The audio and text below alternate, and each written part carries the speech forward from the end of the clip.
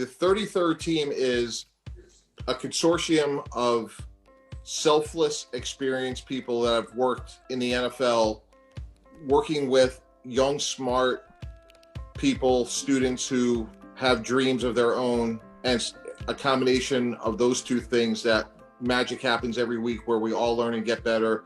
And hopefully these younger people will have their own dreams and stories to share one day of their own.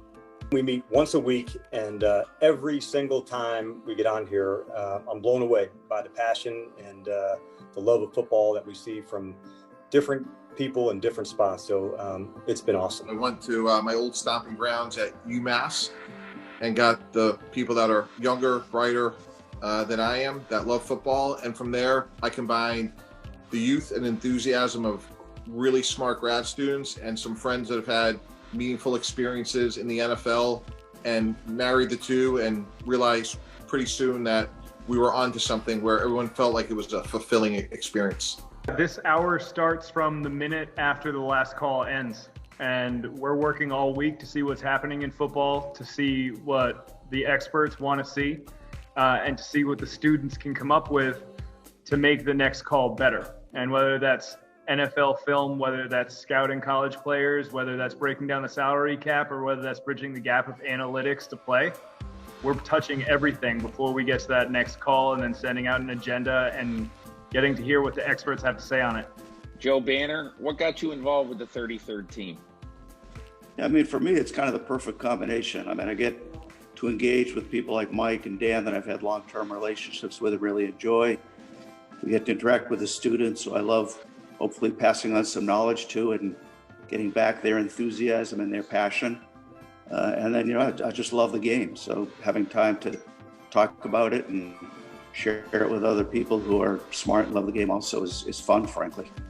The Eagles can change this contract without using the age or anything else in a way that at least provides somebody else who may be willing to bet on his success a very affordable contract. And remember, after those 2 years that I just referenced, the rest of the contract is not guaranteed.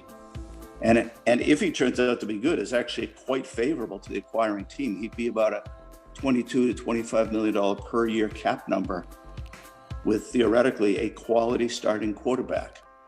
Coach Trestman, if you were in a situation where you had a player like Carson Wentz, where they're going through some struggles, how do you handle the rest of the season and the offseason moving forward to get him back to, the level he was before, this season? Yeah, I think that's a great question. I think it's number one, it's the process of making him feel a part of things, but there's also going to be a lot to overcome.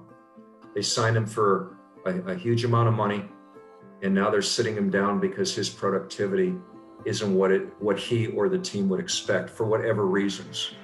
So this is really going to test him. This is going to be the adversity that Carson Wentz is really going to have to embrace and really be made to feel that it's going to pass and he's going to come out on the other side of this a tremendous quarterback. 3 months ago, you're in a room teaching Matt Ryan and Julio Jones and Deion Jones and a team of NFL players. And now you're teaching some kids from UMass and some others. So what is that like for you? One, I think it's awesome because I love teaching. And so having a chance to connect about the NFL, about the different things that go into it, and then maybe have some new eyes on the coaching side, so people have a perspective of what's going to go into it. And I'm hopeful that there's some ways to tie the analytics in with the coaching side and give some perspective to that. You call it a think tank. Describe that a little further. Today was a really representative example of that, which is we want to take what's going on in the league and then go behind the curtain. And I want to hear from Terry Bradway, Joe Banner about some of the best decisions they make. I want to hear from Mark Trestman and Dan Quinn about great calls or mistakes they made. And, I think we all have our experiences. And I think where we could share them in a forum, I've never gotten off a call and not thought, well, I just picked up a nugget or two.